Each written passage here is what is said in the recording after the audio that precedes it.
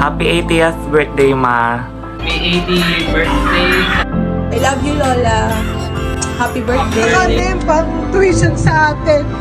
Kaya sabi ko, mag-aaral ako mabuti kahit maiksing course lang para matulungan ko talaga si Mama at si Papa. Yun lang, naging maiksi lang ang buhay ni Papa. Hindi niya na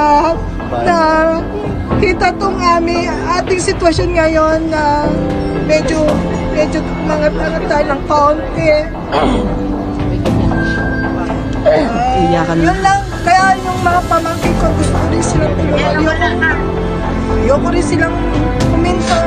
Tinutulungan ko din sila para hindi nila maranasan yung ibang hindi nakakapag-aral. Gusto ko pa rin para tayong aangat lahat. Walang iwanan. Kaya nagpapasalamat ako. Hanggang ngayon, malakas pa rin si Mama. Yun ang minimiss ko kami. Malakas siya, mababang buhay. Makita pa niya yun. Pag-angat ng lahat ng mga apo niya.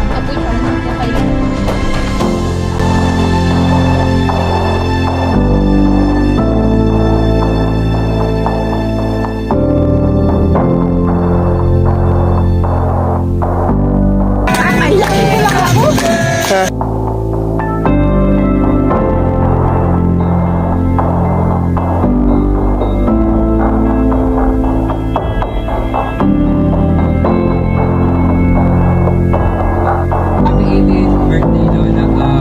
Ang ganda mo. More birthdays to come. Salamat sa lahat kahit sobrang tigas lang.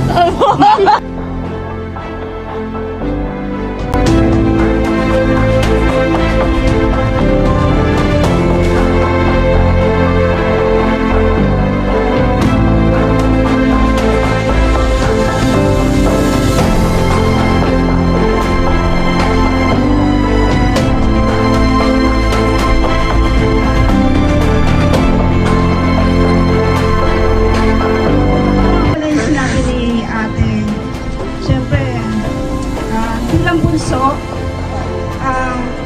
ako yung medyo nakaranas ng birthday. Kasi medyo yung mga ate ko may mga trabaho na. So, pero salamat kay Mama dahil ako yung sa akin din nung araw.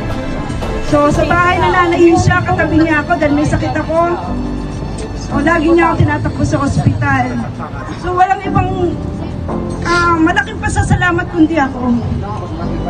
Maraming salamat dahil hindi lang ako, pati yung mga anak ko, tinulungan nyo at malalaki na sila hanggang ngayon, tinutulungan mo pa rin, Ma. Kaya ginawa namin itong event na to. Gusto rin namin na maranasan mo. Dahil alam namin na yung maliit ka hanggang nagdalaga ka, nag-asawa ka, hindi mo naranasan yung ganitong birthday. Yun lang. Maraming salamat. I love you.